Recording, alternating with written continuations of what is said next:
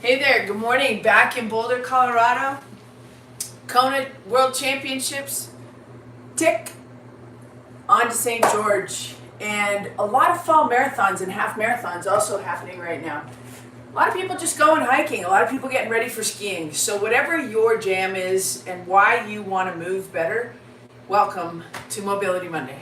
So my biggest goal is to help people move better, enjoy sport more, and then hopefully seek out the opportunity to even get stronger on good movement.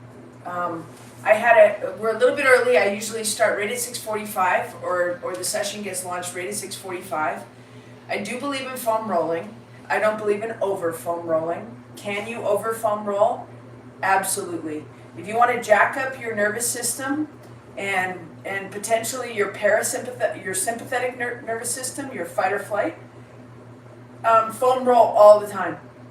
I think foam rolling should be part of a daily routine, but it shouldn't be like an hour of foam rolling. It shouldn't even be 30 minutes of foam rolling.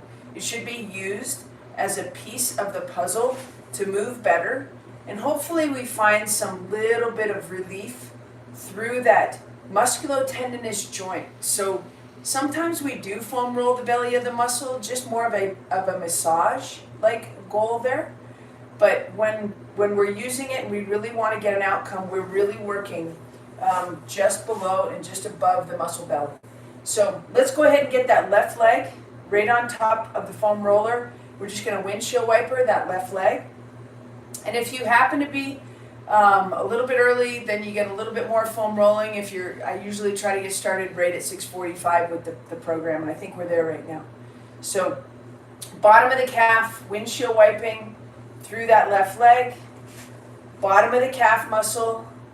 Right here, we're just going to windshield wiper through the right leg. So we're just rolling side to side, little bit of pressure through the tendinous joint, musculotendinous joint of the calf. A little bit more of the soleus getting a little pressure here because it actually is inferior, it's underneath of that big gastroc muscle.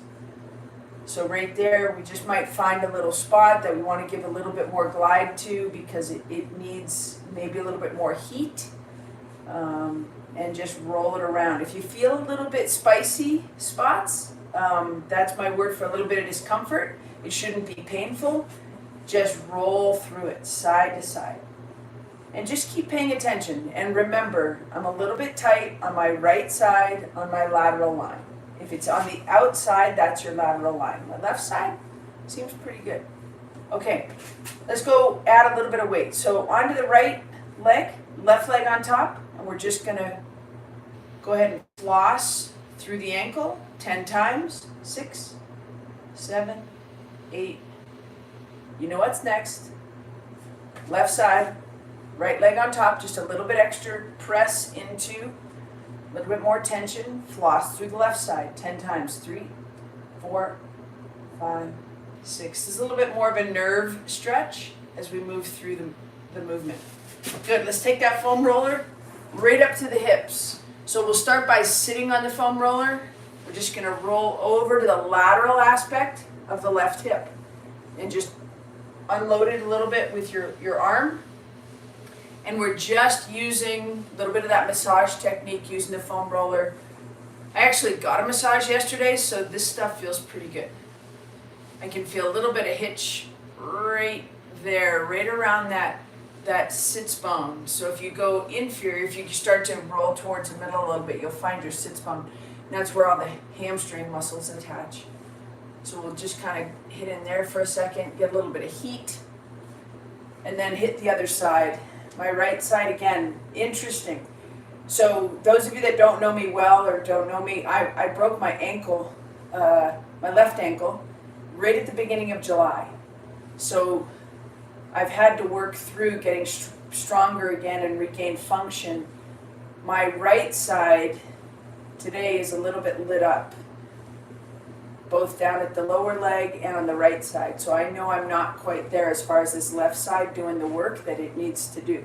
And that's just a thought process of understanding coming through different stressors, coming through different challenges. If you're right side or left side, very few people are a mirror image of each other on their right and left side, so we can accept that one side might do a little bit more work than the other. Okay, from the hips, let's take that all the way up into the upper back.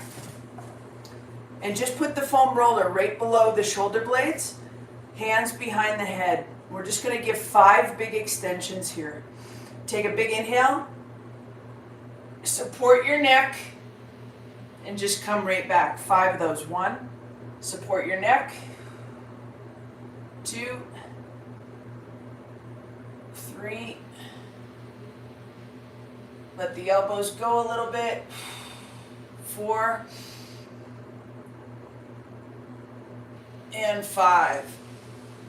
Okay, for the activation portion of the back side of the body, we're going to do a little bit of prone decompression breathing.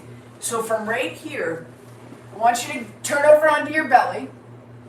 First move is to set the anchor.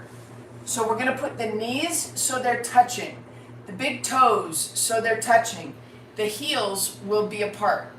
So we call that setting an anchor. Knees together, big toes together, heels apart. From right there, I want you to reach as far as you can over your head with your fingertips. Wrists off the ground, elbows off the ground, shoulders off the ground.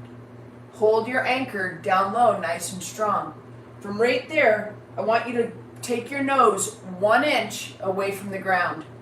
So right there, 1 inch, hold that nice and strong. See if you can walk your fingertips a little bit further. From here, let's take 5 big breaths. In through the nose, out through the mouth. Expand your rib cage on the back side of the body. Ready? Here we go.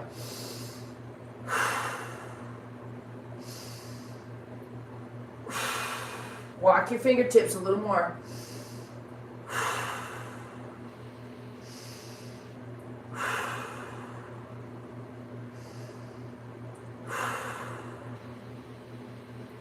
Okay, keep the anchor strong. We're going to just take the hands, thumbs to shoulders. Nose stays 1 inch from the ground. Right there, hands facing straight down. Give me 5 more big breaths.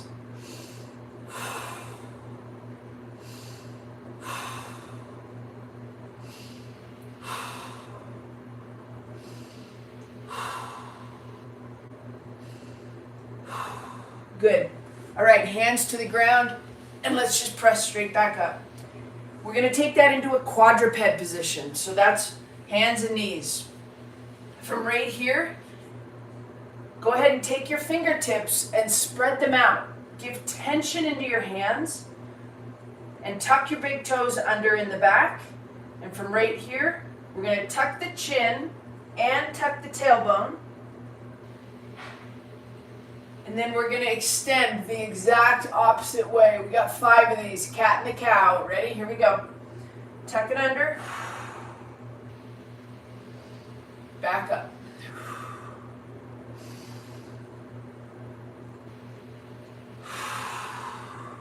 My usual cue here, down low, is going to be pubic bone to belly button. Pull that pubic bone right here into the belly button. And then extend it up.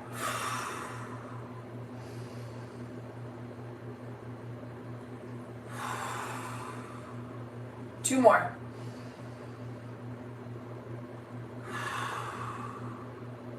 And 1 more.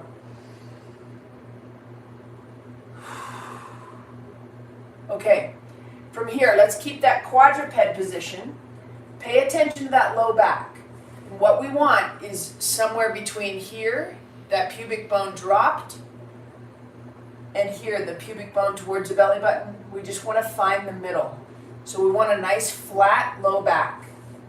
And from right there, we're going to take the right hand and go underneath the left arm here.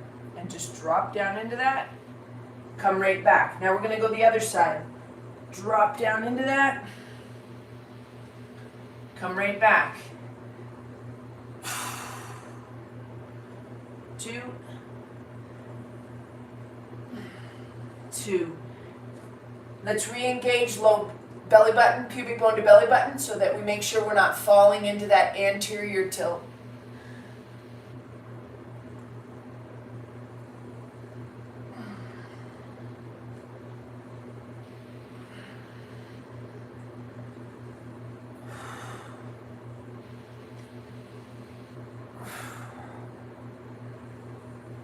And 5.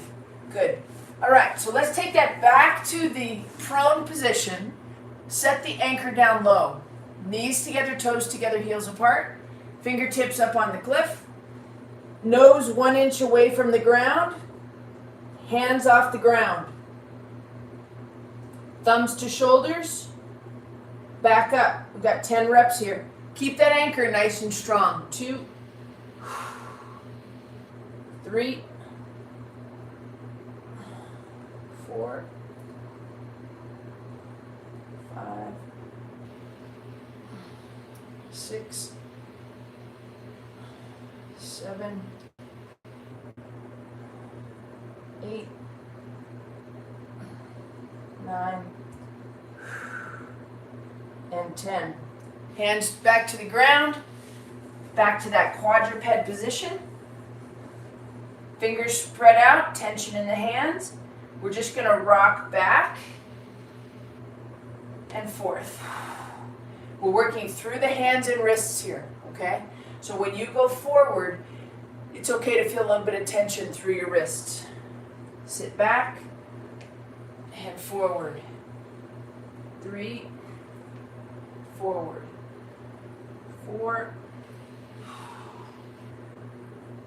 and 5. Right back into 5 each side, underarm reach. 1,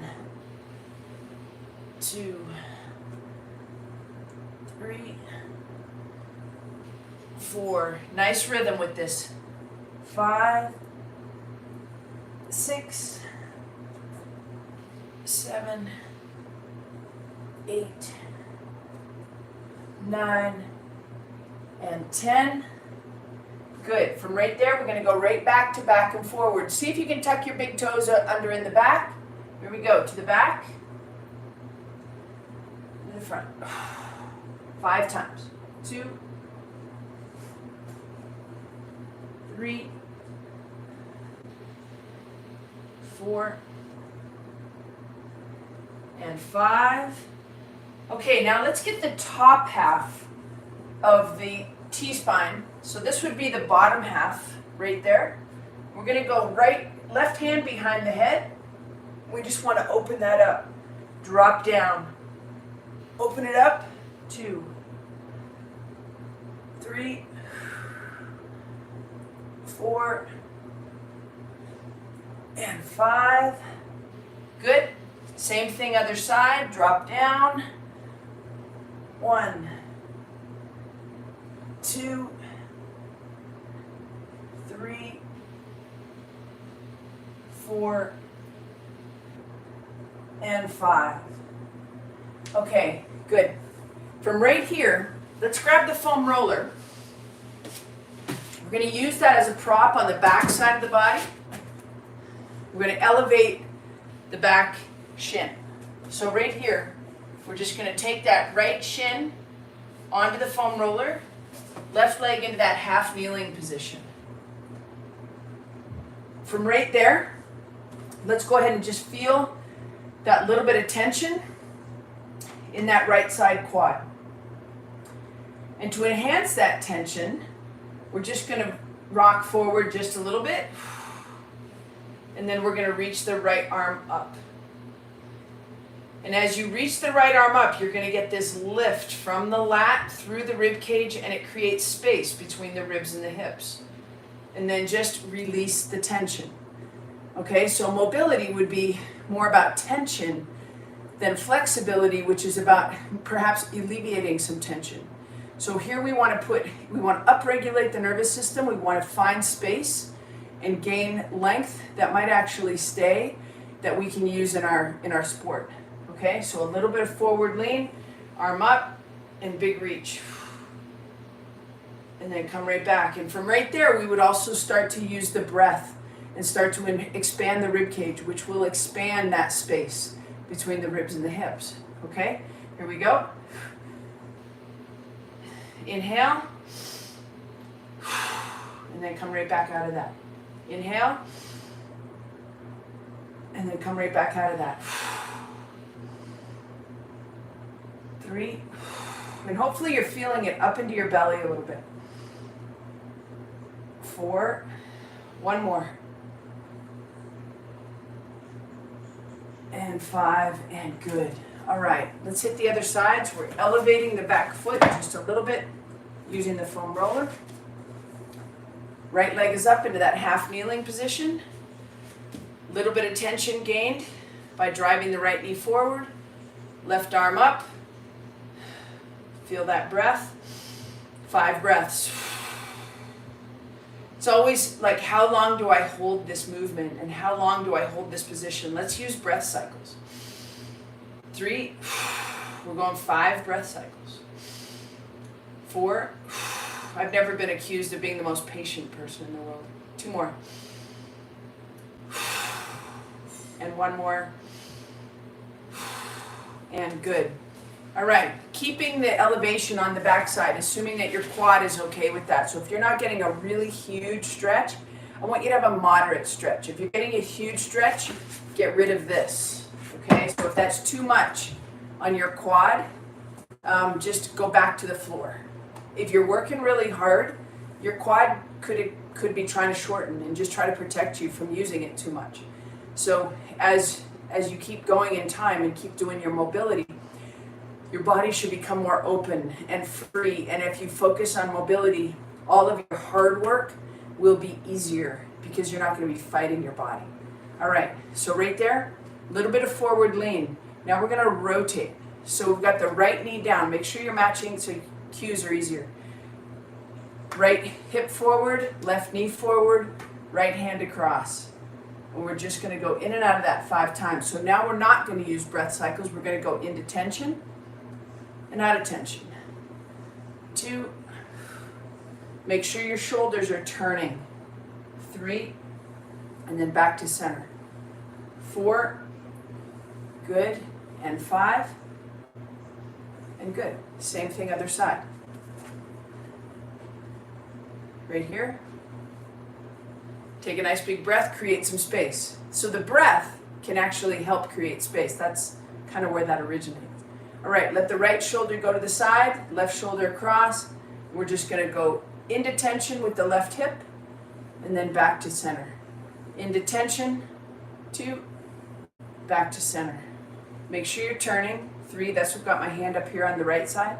So you can just kind of see how that rib cage is really turning. And good. All right, hit the other side. We're going to do the same movement, but now we're going to add intensity and we're going to add a hand driver. So that left arm is going to go way up in the sky, up. Fingertips are strong and separated. Right here, we're going to take the right hand across. We go into tension, into that little bit of rotation, and come right back. 2, come right back. Head position can vary. If you can look right at me while you do that like this, that's very good for your cervical spine. If you need to take it that way just a little bit, that's okay too. The goal would be ultimately to keep it right straight ahead. 2 more. 1, good. It's not that natural to keep the head straight, but you can see you can do it. And good. So that starts to separate the cervical spine and the thoracic spine. Okay, ready? Right leg up, left leg down. Left leg across, right arm up, spread the fingertips. We're just going to rotate. 1, 2, 3, 4, and 5. Okay, good. Let's take it up to a standing position. Nice and easy. Shake the legs out just a little bit. And all we want to do is a gentle shift. So I'm standing sideways because I want you to see that this is a tip, right? This is a hip hinge. That's not what we're after.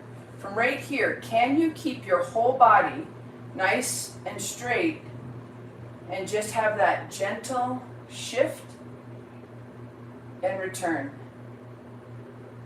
Shift and return. So that shift is very subtle, but every time you shift forward, your nervous system, your back line of the body, loads the forefoot through the forefoot and switches on the whole back side of your body so that you don't fall over. It's a very subtle progression, but that's what's going to get you into that running posture of shifting forward, not tipping forward, right? So we want to practice the shift. So right here, let's go hands, one hand right between your hip bones, one hand onto your chest. Load up your forefoot and come back. Load up the forefoot, come back. 2. See if you can keep your eyes up. 3, chin back, great head position. 4, 5, we're going to keep going with this, shifting. You can do this throughout your entire day. 6, shift into the forefoot. See if you can stay there for a second. Feel how your toes just grab on and come right back. Toes hang on, come right back. One more time. Toes hang on and come right back. All right, good. So that shift is subtle. It is a little bit of a nervous system reaction. It's in small muscles to keep you from going head over tea kettle. It's usually the small muscles, and you're probably going to agree with me, that cause the most problems. Okay, from right here, we're going to work into a narrow founder. We're going to go for 5 of these and then call it a session. So we're going to set an anchor down low. That means the hips are broken about 2 to 3 inches to the back. Knees are biased towards the midline. They do not have to touch, but I want them in. Big toe inside of the heels. From right there, we're going to go into long wing. Push the hips back, hands to the front as the counterbalance. Good. Now we got a big hip hinge going. Now we're getting a hamstring activation. Push the hips back. 2, 3, 4, one more, and 5. Good. So we're starting to switch on bigger muscles. Let's get a little bit wider. Bias towards the midline, hips to the back. Set that anchor down low. From right here, pull your hands away from your hips. Push your hips back 5 times. 2, 3, 4, one more, and 5. All right, so we worked slowly from the ground up, started with a little bit of foam rolling, got through some thoracic spine mobility. Remember, there's almost 70 sessions on the ECFIT mobility playlist. You could do one of these every day if you're starting to feel a little crunchy, if you're just not feeling top of your game, if it's a recovery week, maybe add another mobility session. Hope you have a great week. I will see you again next Monday live here from Boulder, Colorado.